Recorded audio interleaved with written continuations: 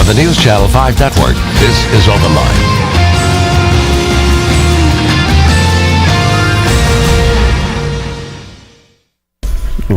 Hello, happy Monday to you all, and welcome to Open Line. I'm Jessica Ralston. We know there's severe weather going on, but this show, let's go into the dogs. We're here tonight with dog trainer Curtis Craig, who's been here on Open Line before, to talk about all your pup-related issues and questions, and actually just sent out a tweet asking people if they had any issues because of the storms tonight. Are your dogs afraid during storms? Do they hide under the bed? Mount Juliet Police tweeted back with a picture of a precious little puppy and said they just found one running down the street scared of the storm. So hopefully they have him in a cruiser right now and they'll find his home for him and take care of him. But let's start off with that, Curtis. A lot of people, their dogs freak out in stormy weather like this. So what are you supposed to do? That's always a hard one. When dogs are freaking out in a storm, you really can't tell them not to be scared, not to be nervous. I mean, with children we could, absolutely. But with dogs, they just don't understand that type of stuff. What you can do, however, is give them something else to do, something else to focus on. A big command I work on a whole bunch is something called place command. Okay. It's where the dogs learn to go to like a dog bed or a mat and just stay there. It's real easy command to teach. I have a how-to video on my website, actually. It takes about 5 minutes to teach. You could teach it right now. I mean, by the time our next commercial comes in, your dog could be doing it. No way. It's just go to a mat and stay there. Don't leave. And what happens is now only half the dog's brain can be focused on being scared of the storm, and the other half is now focused on staying on the mat. So it may not solve all your problems, but at least it's going to help the dog chill out a little bit. Okay, that doesn't sound too bad at all. All right. Also, it's springtime. We're going to have a lot of people out at the dog parks, at any park really, out walking their dogs, jogging with their dogs. A lot of people have issues with keeping their dogs well socialized and not, wanting to run after and attack every person, bird, squirrel they see. Give us some ideas on, if we're out with the dogs, how to keep them in line. With something like that, the only thing I focus on is just a proper walk. Most people are always concentrating on, oh my God, my dog's going to rush and get somebody, or rush and get another dog, or run after a squirrel. If you just concentrate on just a proper walk, everything else kind of goes away. Keep the dog at your side, or maybe even a little bit behind you, and just concentrate on that and don't worry about anything else. Okay. Do you teach? I know when I got one of my dogs, I took her to classes and we did the stop technique, where if she was going to get ahead of me, we'd stop, I'd back up, and we wouldn't move forward until she realized she needed to be next to me or behind me. Which is frustrating though, because sometimes it takes a long time for them to get the hint, and you have to keep up with it. Yeah. And also, a lot of people that started doing that, they still made around the block. They're still there waiting, stopping every couple seconds. I try to keep everything real simple. Keep the leash loose, at your side again. If you feel a little bit of pressure on it, give a little pop. Just basically you're letting the dog know, don't pull me. Don't pull out in front of me. Don't zigzag everywhere. Never have it tight, but keep it short. That way, as soon as the dog moves a little bit, you can feel it. Again, give it a little bit, a little gentle pop on the leash. Let them know, hey, knock it off. Stay over here to relax. Yeah, okay. What do you do if you are at the park or somewhere, like maybe a leash-free dog park, and the dogs get into a little scuffle? Or even if they do it at home in your living room, how are you supposed to handle that? Especially if you have a big dog versus a small dog and it gets scared. That's always hard. Yeah. If there's two of you there, that'd be ideal. If you're by yourself, you're going to struggle. But if there's two people there, you go up behind the dog, reach down real low, grab their back feet, lift it straight up as high as you can over your head, and then pull back and swing. It's not going to work perfect, but when you got a dog fight, there's not a whole lot of options. But as soon as you pick their feet up over their head, generally their mouth will open. As soon as the mouth opens, you can pull back, swing them away from the other dog. Oh, wow. And then drag them into another room, shut the door. Just get them away from there. Well, it's a great idea. All right, we have our first caller of the night. Hi, Francine. Glad to hear from you. What's your question? Well, I have a German Shepherd. He's 11 months old, and he's very protective over our family. He used to be okay walking down the streets in our neighborhood, but now, anytime neighbors or anyone's around, he seems to be real aggressive. How can I get him to be friendly but still protective? Now, you said this is only happening on the walk? Well, truthfully, it's not only when it's on the walk. I mean, if anyone comes into our yard, he's very aggressive. Okay. On something like that, I mean, again, on the walk, just focus on the walk. Don't worry about anything else. But as far as just in general, the whole concept of it, that's really a big picture type of thing. Dogs become protective when they feel like they have to. If they believe that you're in charge, if you're the one protecting them, then they don't have to protect you. That's something I focus on all my training. Is basically my goal is above all else to make the dog feel safe, and the way I do that is just take charge. Just like with children.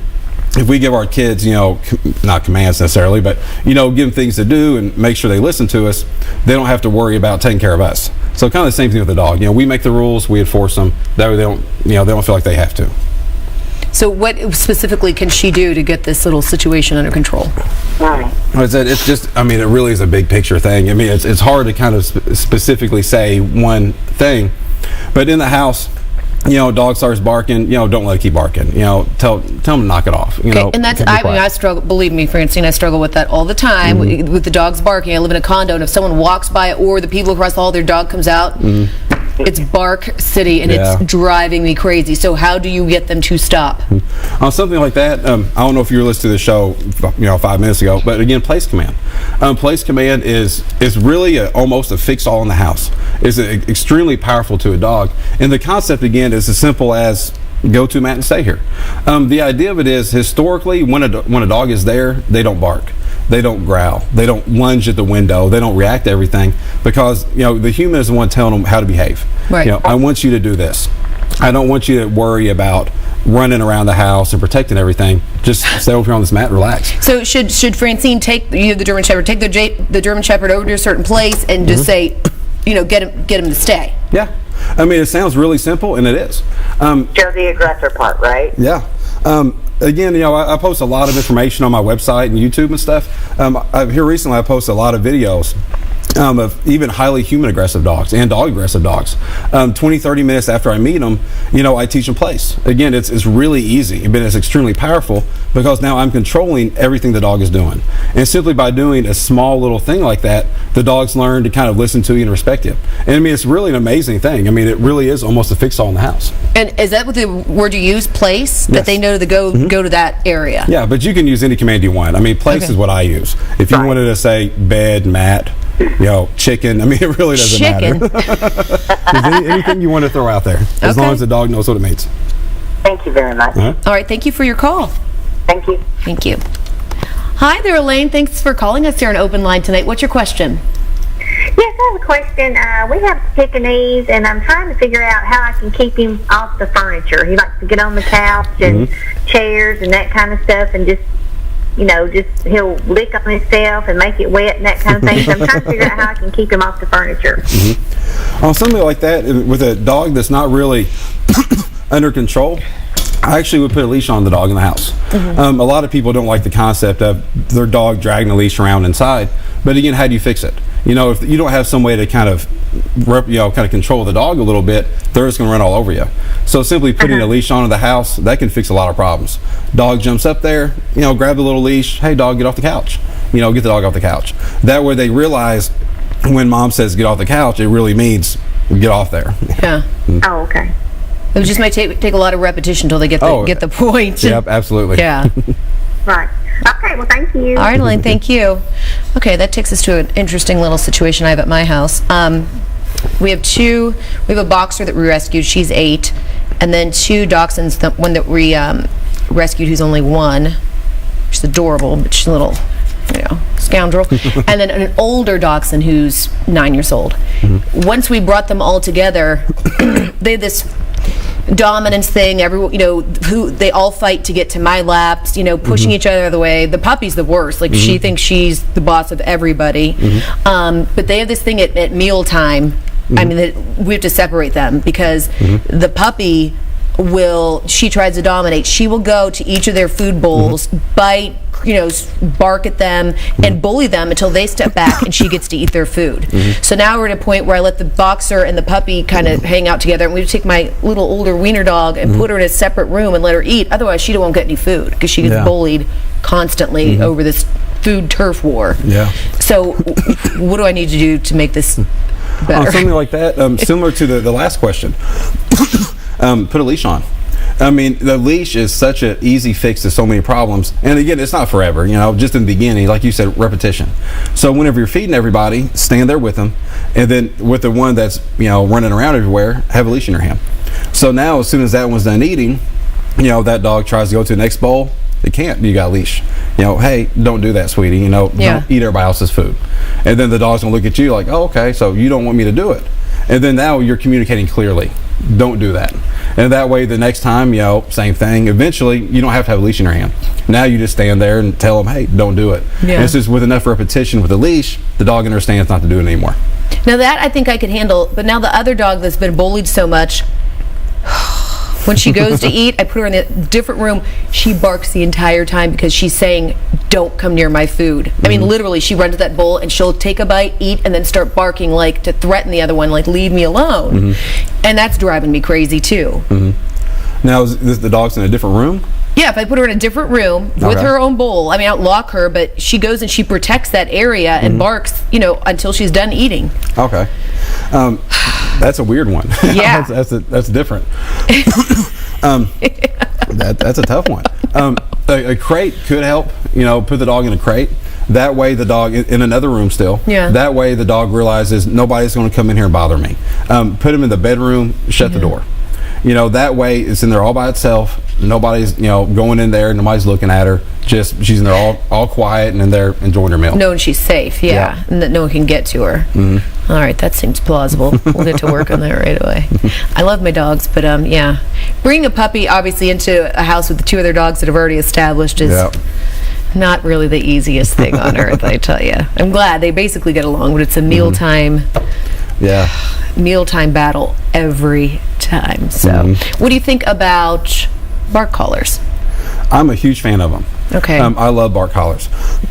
A lot of people think they're kind of barbaric and almost cruel. I'm going to shock my dog. The idea of it is, if you have a dog that's constantly barking all day, let's say for example you go to work, you're gone 8 to 15 hours, who knows, and the dog is at home barking all day. Rather than thinking, oh my God, I'm going to shock my dog, look at it as, what's the dog's state of mind while he's barking? Is that dog calm? Is he relaxed? No, he's barking his little head off. He's going a little cuckoo in there. Yeah. So simply by putting a bark collar on, dog barks, a little zap, hey dog, knock it off. Now the dog doesn't bark anymore. I would rather have a dog not barking and eventually learning to relax rather than a dog that's barking all day going nuts. Absolutely. I actually bought 2 for my little dogs, and I just think I didn't buy the right collars because they did work at first, but they would slide around a lot so they wouldn't get the shock. And believe me, I felt bad at first, and then after I saw it actually stopped them from barking, I was like, this is the greatest thing ever. And interestingly enough, I do put the 2 little ones together when I leave for work in a huge closet with a crate and their blankets, and the boxer will go in there and lay next to them. And they do not bark, but if I leave them out and let them run free and I shut the door to, do whatever, go down the hall, go get the mail, they bark the entire time. Yeah. Like they have such anxiety, but if they're in their crate and I say I'm going to work, they just chill out all day. Yeah. It's weird. Well, the crate's almost like a den. Yeah. They go there and it's a cozy. A lot of people hate the idea of crating their dogs thinking it's, punishment for them. But in reality, once a dog gets used to it, they love it. Right, agreed. And I think they know, well, we're going to be in here for a while. She's, you know what I mean? They get it. As if I just run out and they're running free around, they think I've just, checked out on them. Yeah. All right, well, we have a couple callers waiting too. Hopefully you got some good questions. We're going to be right back and take your calls. Thank you.